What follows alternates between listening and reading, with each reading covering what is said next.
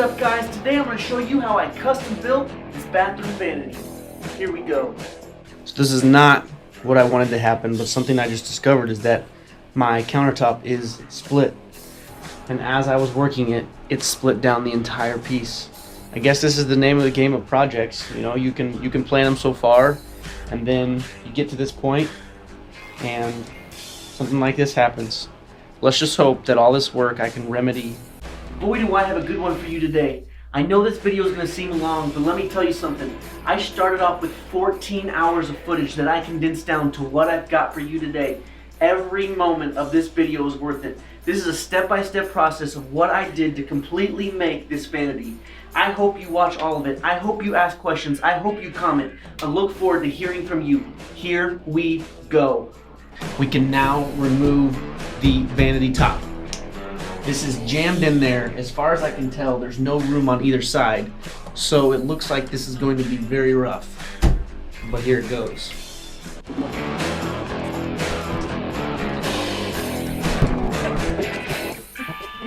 The next thing I have to do is make a pattern of the walls on top of this vanity. I'm going to be custom making my own countertop, and so I need to get exactly the correct angles and measurements of this top. I have already taken liberty to cut some scrap pieces of wood to use as my pattern, and they are right here. And I know that this is the correct width I need, and this is the correct length from the side. The sides don't have to be perfect, but all I'm gonna do is, I know this is a 1/2 inch out of square, and that's okay, but I'm just gonna put this here, and I'm going to glue and nail this down right here so that I have a perfect pattern for when I go and cut my vanity top.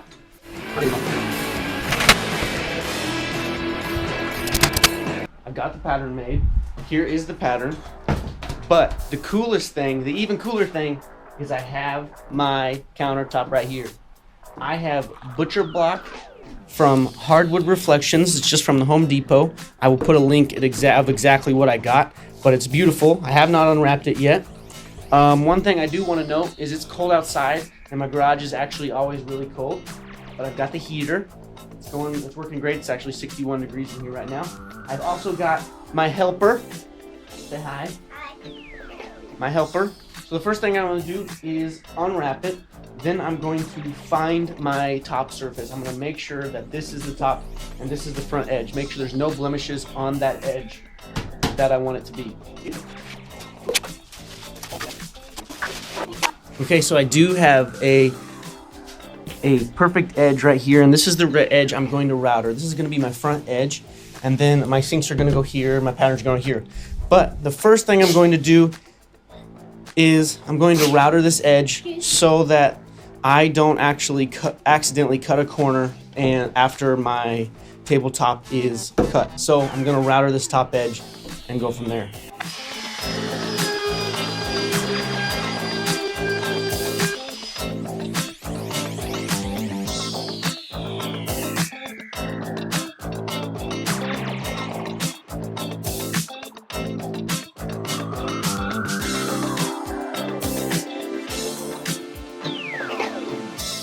Now we're going to make the first cut, and the first cut is going to be cutting this end off.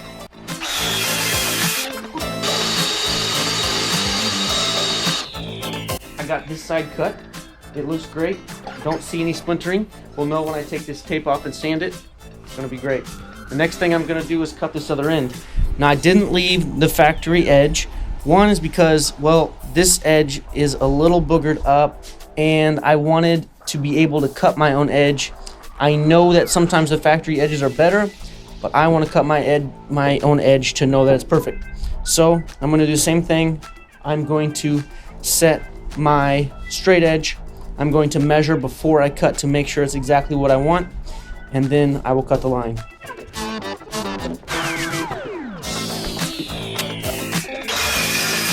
Got this side cut. My width measurement, I measured the width of this. It is spot on. So the last thing I need to do is cut the back off.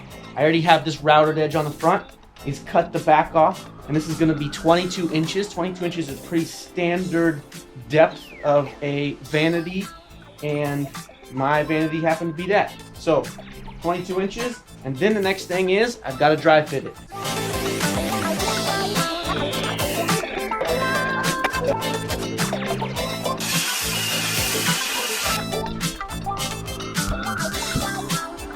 So we're in the bathroom. Now all we gotta do is dry fit it and see if it fits in the spot where it's supposed to go.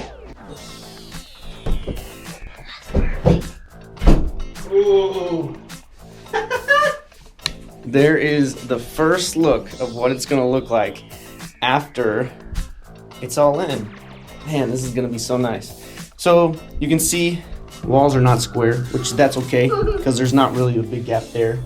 And there was a gigantic gap on this side before I took the counter out, but there's not anymore. That pretty much, it's a 16th off, pretty much comes to the edge. But that's gonna be covered up and we're not gonna see that. But there was a bigger gap here before, it's not gonna be there anymore. But the good news is this is gonna be great. So now I gotta go get the sink pattern and I gotta set it on here and then mark where it's supposed to go. I've got my sink pattern right here. This pattern came with the new sinks that I bought. I only opened one of them, but the pattern even says from the manufacturer may not fit your sink. I think it's kind of a cop-out, and I think it's kind of a standard fit pattern, but you can see the cut line is a little bit bigger than what I actually want my cut line for my sink to be, because I want it to fit a little more snug in the hole. So I took the liberty of laying the sink upside down, measuring exactly where the sink would come on this pattern, and I wanted my hole to be just a little bit smaller, my sink hole, than they planned it to be from the manufacturer. So here's some things I have to think about. I'm gonna go get another piece of this top and I'm gonna put it on here like there's backsplash. And I have to think about it not coming too far to the front. And then I have to think about the positioning. There's gonna be two sinks here. I think about the positioning. Do I want them closer together and some space on the sides? Or do I want them directly in the center? I think I'm gonna put them directly in the center, but I need to be smart and plan that out. So you'll see me do that. And then I'm gonna mark them and draw some lines, and you'll see me do that as well.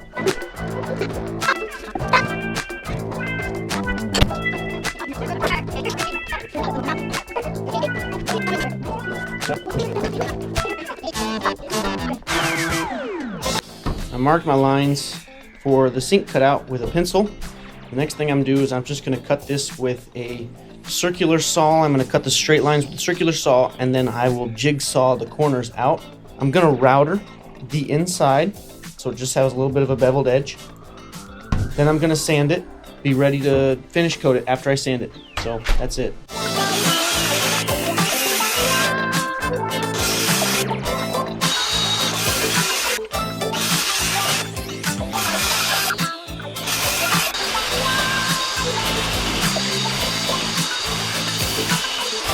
The next thing I need to do is I need to make sides to my backsplash. I got the back to my backsplash, and I know you saw that when I was setting things up in the bathroom and placing things, but I need to make the sides. Now I have this excess from the cutoff from this. Oh, by the way, the camera died, and while the camera was dead, I did router the inside of this. It's not fancy. Actually, the cuts inside are not that clean. It's only so that I have a little bit of play when I set the sink in. So this is almost ready. It needs some sanding. Canyon's taking the tape off. This is almost ready to finish, to put a finish coat on after it is sanded. I'm really happy with this. I'm really happy and I'm excited. But I need to finish the backsplash. So what I'm gonna do is I'm gonna make two sides that are gonna go onto this. I'm gonna use this use the actual sink as a measurement. Make two sides out of this, and then I'm gonna screw them together like they're actually on, and then I'm gonna router the tops of them. That's gonna make that top look really nice. You'll see.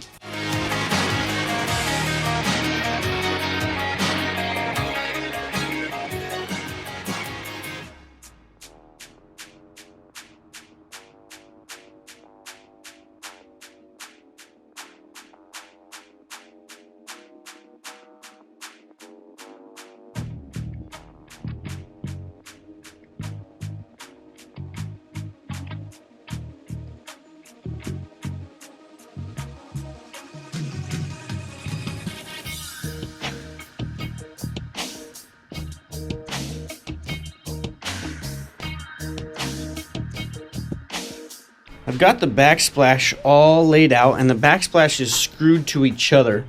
The backsplash is not screwed to the countertop, but it's just clamped to the countertop. So what I'm going to do is just undo the clamps, and the backsplash is just in one piece, and it's going to help me router it better because these corners have to be perfect with the router in order for it to turn out good. And I'll just probably keep it screwed together when I sand and finish it. I did offset this backsplash 3/8 of an inch, and I'm going to router this edge and probably this corner as well.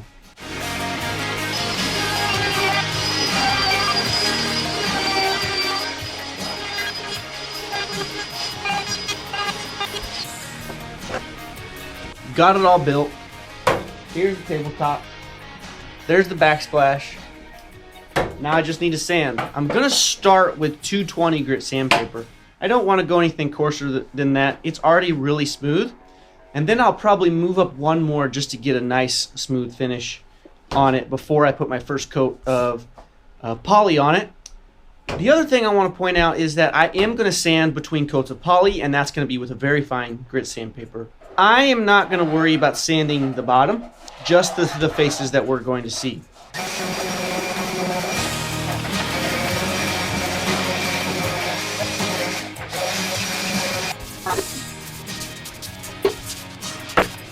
I do what's called a microfiber test.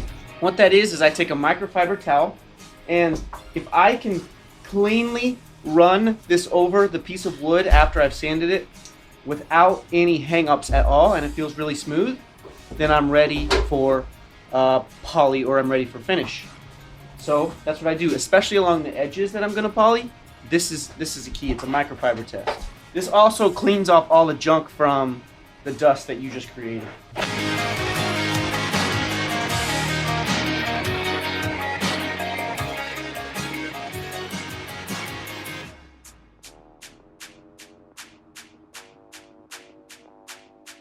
All sanded.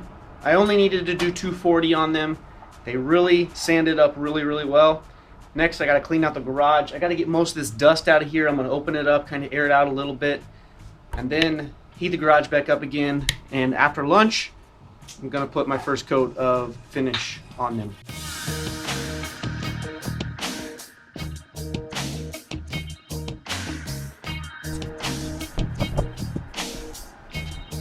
Now it is ready for poly. I'm going to coat the back side really, really well because I don't want my last side to be the top side. So I'm either going to do 1 or 2 coats on the bottom side because it's not going to matter. I just need to coat it. I'm going to turn it over, do the back side, and then I'm going to flip it immediately and do the top side and make sure there's no runs or bubbles or any of that sort. So this is not what I wanted to happen, but something I just discovered is that my countertop is split. This is the underside, which is a good thing that this is the underside. But if you'll notice, I can flex it. There's a little crack right there. It doesn't go all the way through to the backside. But on this part up here, it definitely has cracked all the way through. So, before I do anything else, this has to be fixed. I think I've got a solution for it.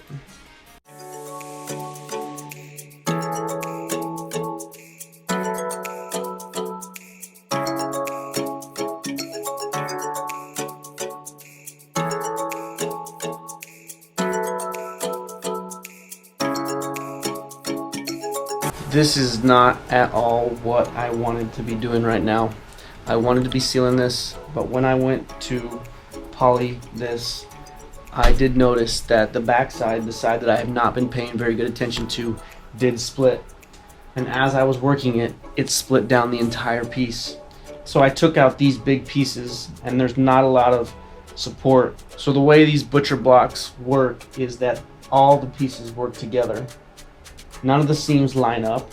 And so when I take this big chunk out, it relies on a weak seam, and because there was a weak seam or a weak joint somewhere, it actually didn't split on the joint because glue is stronger than wood fibers itself. It split in the middle of a of a bad board. I glued the snot out of it, and then I'm gonna have to sand it again tomorrow. Not what I wanted to be doing, but I guess this is the name of the game of projects. You know, you can plan them so far, and then you get to this point, and something like this happens.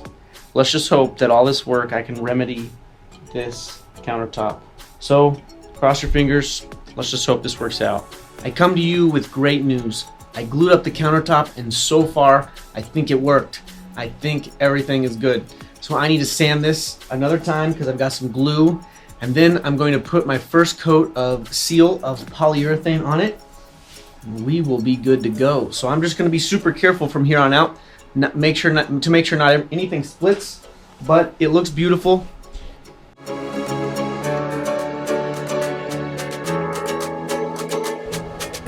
All sanded. I think it feels great. The next thing to do is I need to polyurethane it. Now I've got the back side or the bottom side up, and I've got it on 2 pieces of cardboard. But what I'm going to do is I'm going to poly this whole side kind of rather quickly. It doesn't need to be super perfect.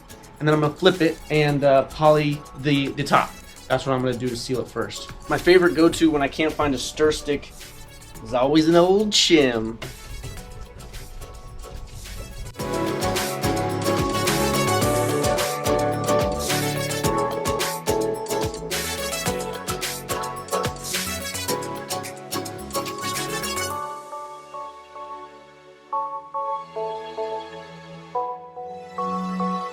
This first coat is done. This first coat is really gonna soak in. I did give it a liberal coat. The best thing to do is many thin coats. I'm gonna probably try to do 3 or 4 coats. Very light sand in between each one. You'll see as this one dries. As this first coat dries, it will raise the grain of the wood, and every time after that, it'll just get better and better. The manufacturer of this countertop says, once taken out of the wrapper, don't let it go more than 24 to 48 hours without finishing it. So this backsplash I need to finish as well. I'm not going to do a lot of this. I'm probably going to only do 1 coat of this right now, and I'm going to finish the main countertop up and then finish this later.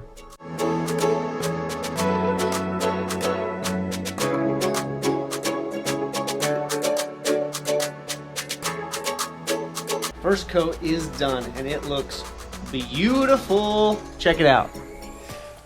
Really nice. So it's not smooth. So the first coat always raises the grain of the wood. So here's what I'm doing. I'm checking if there's any drips or anything that's imperfect that I need to fix. If there's anything that I need to fix, I'll take a little chisel or something or scrape off. But all I'm gonna do is I'm gonna take this 240 grit sanding pad. It's old, actually got paint all over it. It's actually worn down a lot. And all I'm gonna do is sand with the grain, just like that, and sand until smooth. It makes it baby smooth. Once it's smooth, I can apply another coat. This coat should not be thick. It's just a coat to cover, but this will be the second coat. So that's what I'm gonna do, sand and then second coat.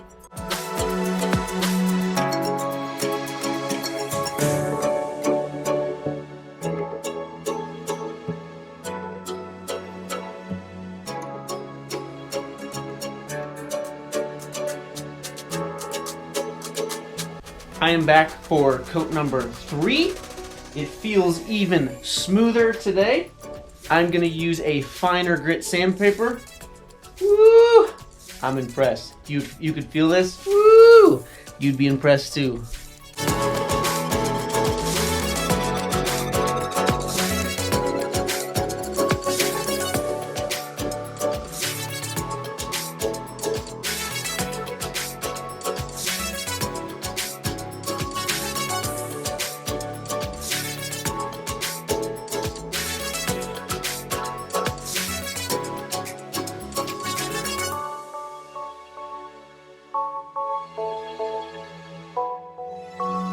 I'm back in the bathroom, as you can see.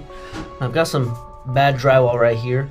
My backsplash only hits about 1/4 inch below this unfinished drywall. I think I'm gonna caulk it. I'm not really sure. I know I'm gonna paint it first though. But I've got some bad corners here. I am going to scrape this edge and then fill these corners. But the crazy thing is I'm actually going to paint before I mud. I'm going to paint before I mud because I'm in a bind of time. It's okay to mud over paint, but it's not okay to paint over wet mud. So I'm actually going to paint before I mud.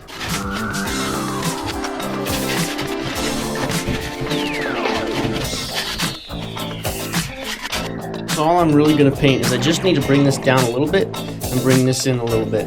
That's it.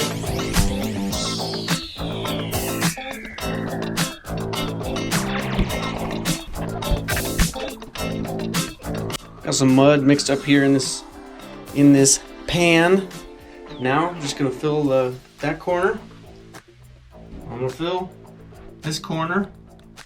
You're not really gonna see these because it's gonna be behind the backsplash, but it's just for the purpose of there not being a hole in the wall.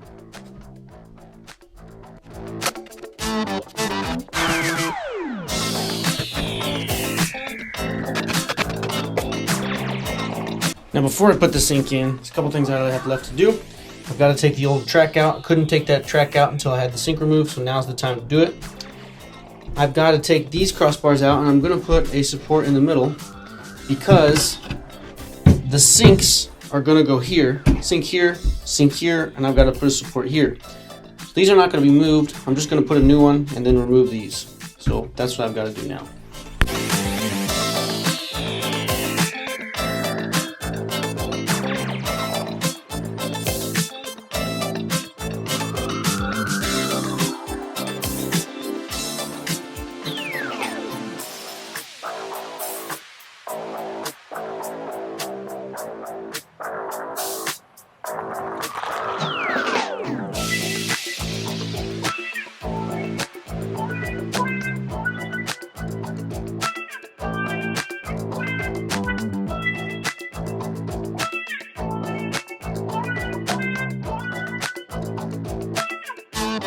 What I'm doing right here is I've got to put this center support in. What this is going to do is make the front face frame stronger, and it's also going to give me something to screw into the bottom of the countertop.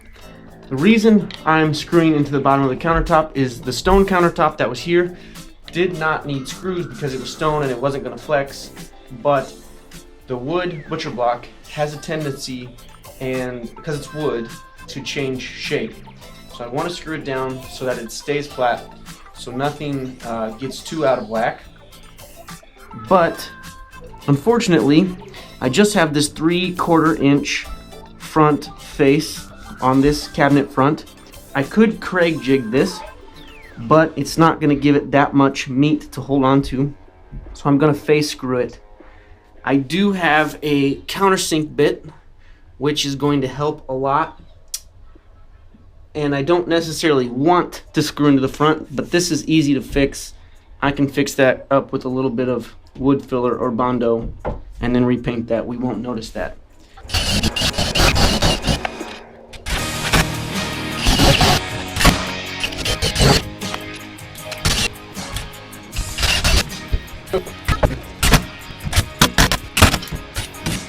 Oh yes, I am now ready for a countertop.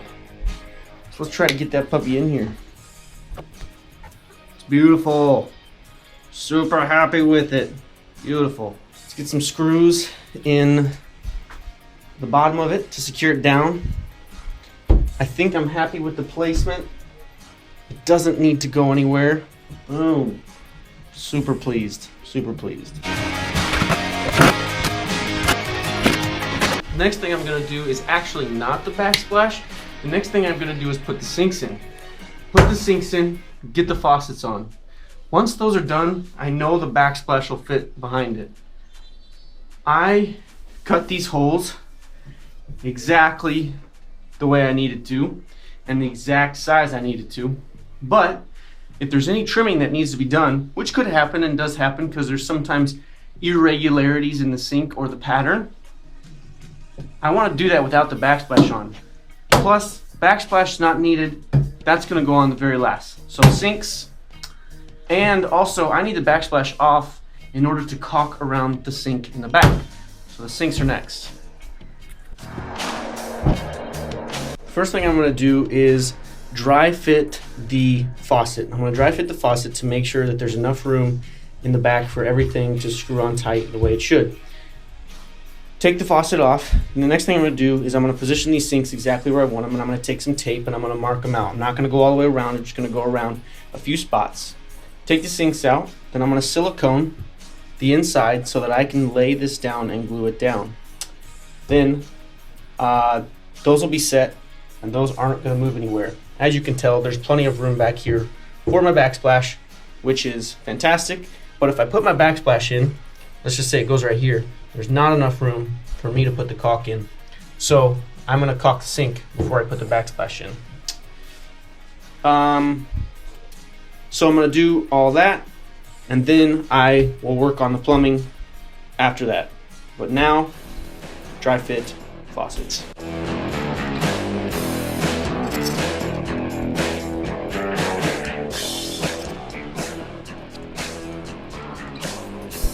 Now I'm going to position these exactly where they need to go. And I'm going to take my blue painter's tape.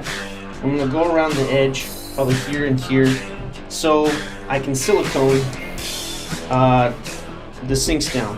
What this going to do is going to keep it perfectly flat. It's going to keep it from wobbling if it's on an unstable surface, and it's going to keep this sink from moving anywhere at all. Make it waterproof so no water can run underneath. All the above. So that's what I'm going to do now.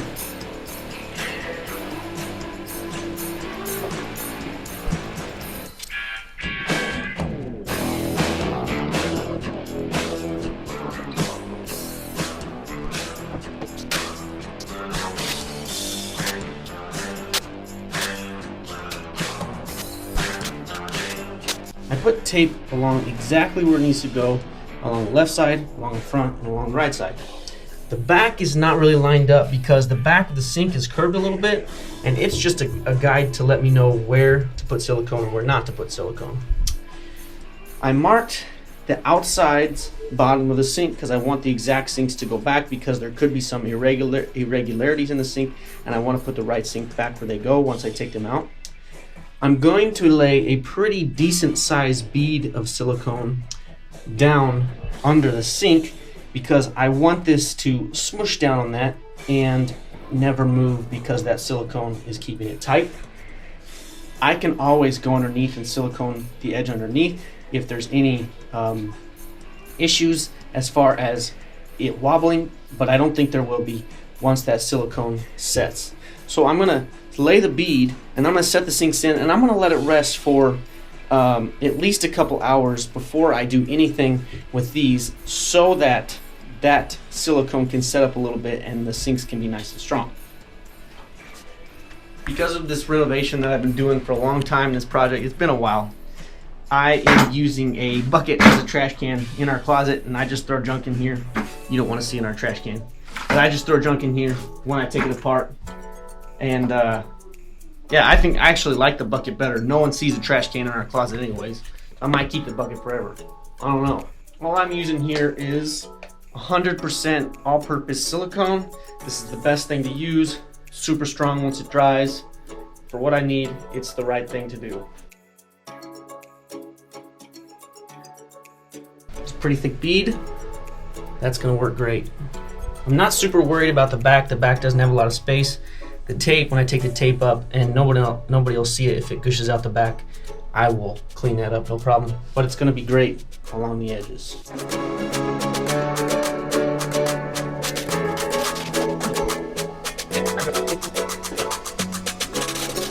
All set. I'm gonna come back in about 2 hours, and I will be ready to put in the plumbing and sink components. Let's get some bath hardware put on here.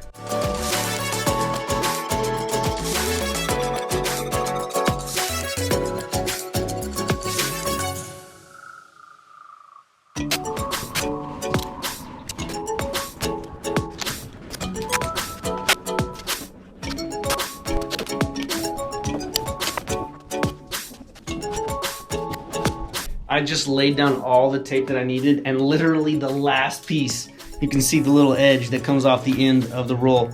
The last piece, I had just enough. Perfect.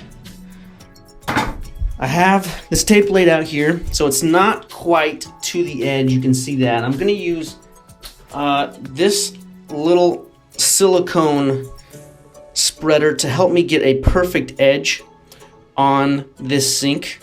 I've never used one of these before, but I've seen them, and it's gonna be more consistent and better than just using my finger.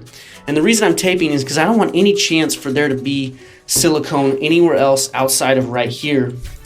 And so this, I'll be able to take this and just round the corner really easy like this, and then I'll take a paper towel and wipe the excess off. But what I want to do is I want to make sure that this tape is adhered real well right along the edge. So I'm going to silicone it, but then I'm not going to let it dry with the tape on. So I will take the tape up immediately and then let it dry from there. I'm just using 100% silicone. It's non-paintable, and I want you to note that it's white. So I don't want it to be clear because I don't want you to be able to see underneath the sink or anything like that. So it's white. It's going to look clean, and it's going to give a good transition between the sink and the countertop.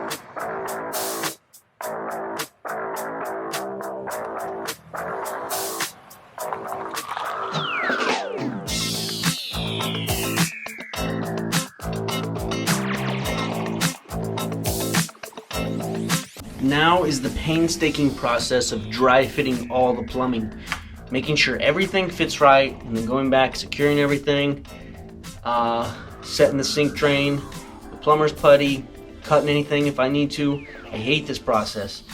I like plumbing, I don't mind plumbing, but this part I never get the right fittings, and I always end up having to do things more than once. It drives me nuts, but here it goes.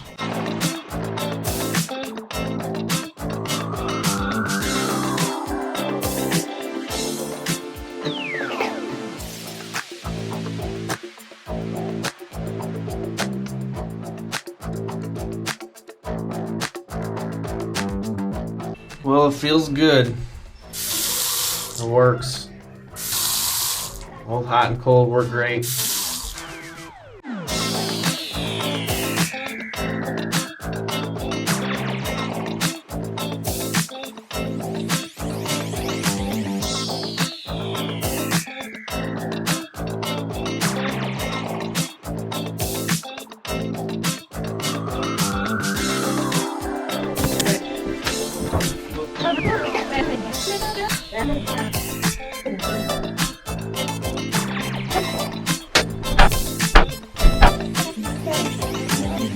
Thanks for watching. This was a blast to make. I had so much fun. It took a really long time. It was a lot of labor hours, but it was totally worth it. My family's been enjoying this bathroom for a couple weeks, and we love it. Multiple people can use the sink at one time.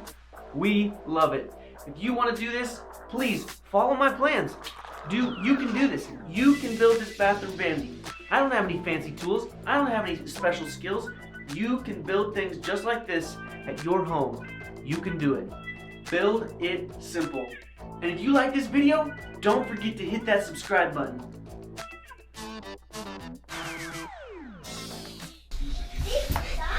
See you later. I'm going to eat dinner.